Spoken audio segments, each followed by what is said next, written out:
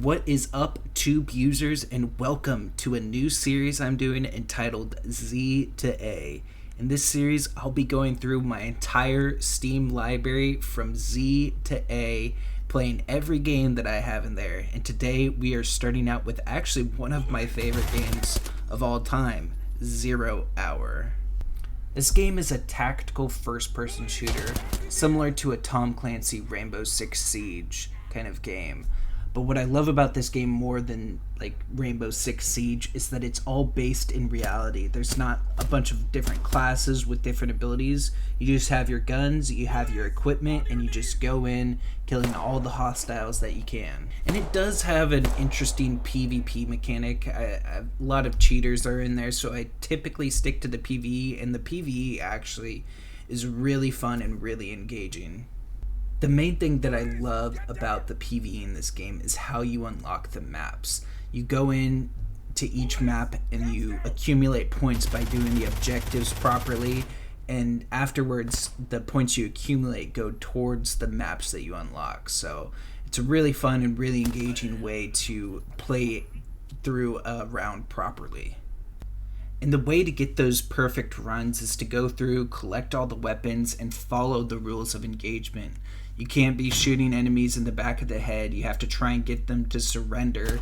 And if they act hostile towards you, then you can open fire, which makes it a lot more engaging and more fun than most tactical first-person shooters that I've played. But definitely the main reason why I love this game and why it's probably my favorite tactical first-person shooter is strictly the gunplay. The gunplay in this game is phenomenal. Each bullet that you shoot just feels like it has such a good impact. Each weapon has a totally different and unique style and sound to it.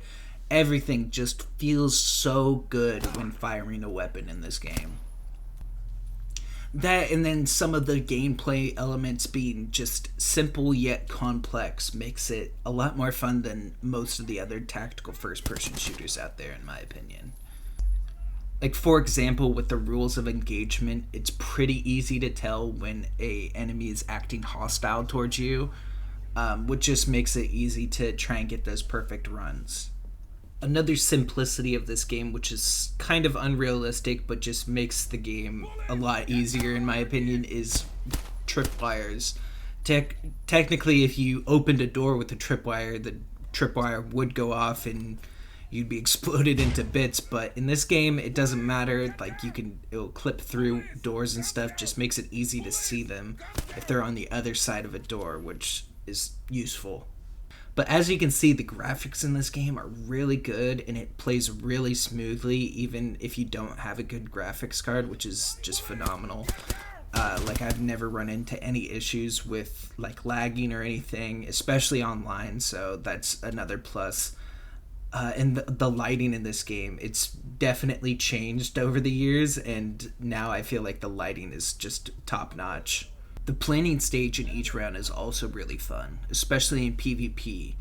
It's somewhat similar to Rainbow Six, where you go around with your drones trying to find where the bomb location is, but instead you're on a 3D planning map of the entire map, and you have to figure out where you want to go in, where you're going to breach into, and that way you can find the bomb, which is interesting, kind of unrealistic, but it does make for some interesting gameplay.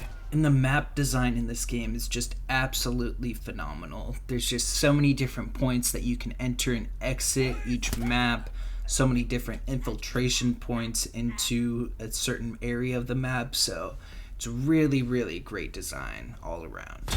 Especially with the grappling hook in this game, making it so that you can get vertical in different areas, peek into different windows that you normally wouldn't be able to get into. It just makes it super fun to try and infiltrate different ways. But let's get into some tips and tricks that I have for this game. My first tip, and the most important tip, is before you start any game, go into the weapons and save loadouts for the guns that you are going to use.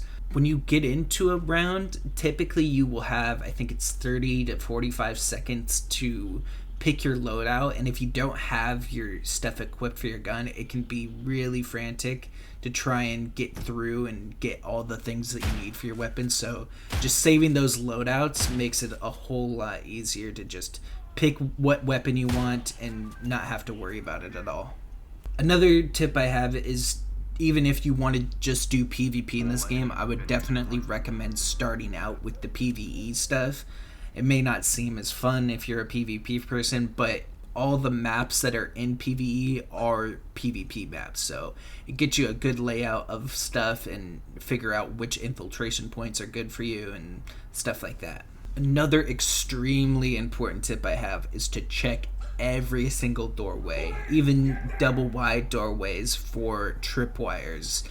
You will definitely become paranoid of tripwires early on. I mean, I can't even count how many times that I've been killed by a tripwire, but you just gotta learn where they are. They're basically can be in every single doorway, so just make sure you double check going through each doorway for those tripwires.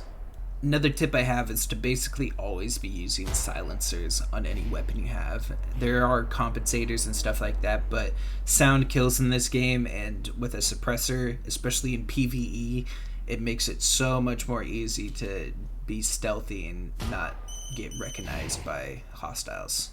Another thing, especially if you're doing the PvE, trying to go for those perfect runs, is that there are some enemies that you don't have to use the rules of engagement for. The main ones are the jihad enemies that have a suicide vest on. You can just kill them and not have to worry about trying to get them to surrender. And on certain maps, there's like a leader that you have to eliminate. So typically you can just kill on sight, and they look different from all other hostiles, so they're pretty easy to figure out which is the leader.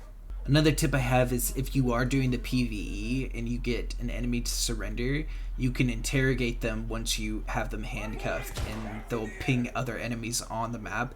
It can be kind of difficult to figure out where they're saying the enemy is, but once you get a hold of how the map works, it can be pretty easy to figure out where they are.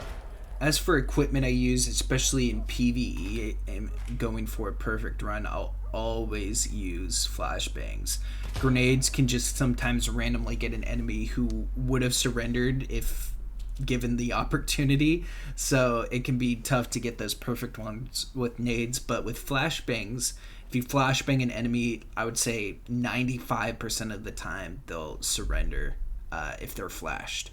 And on the topic of surrendering, you'll typically figure out the animation for when a enemy is going to surrender, but they can like fake surrender. Like, it'll look like they're surrendering for a second, but then they'll bring their gun back and fire at you. So definitely be aware that they can do that. Another interesting thing that you can do in this game is you can check how much ammo you have in your magazine. I think the default key is H. I changed it a while ago, but you can check how much you have in your mag, and you can do a slow reload by just pressing R, and a quick reload which will get rid of the magazine by double tapping. So good to know about that. And as you can see right here, a couple of the enemies actually do the fake surrender animation, so just an example to show you guys that happening in the game. Another suggestion I would have is there is a lean mechanic in this game, and the best way to utilize the lean properly is to bind them opposite of your movement. So you typically A, you move left, D, you move right.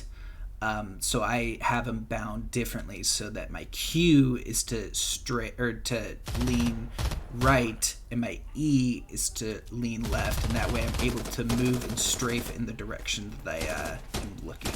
Another thing to note is that if you are having difficulty trying to find that last enemy that's just hiding somewhere, you can call out an interrogation and just listen for him, because most of the time if you're near an enemy and try and call out an interrogation, they'll try and say something back, so you can use sound to your advantage there.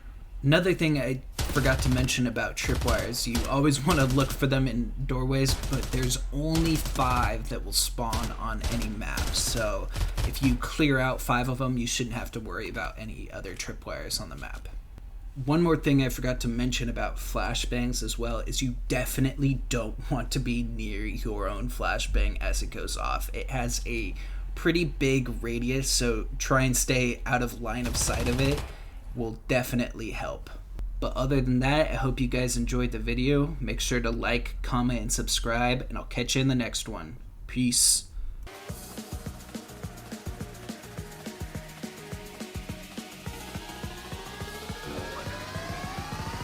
That rhythm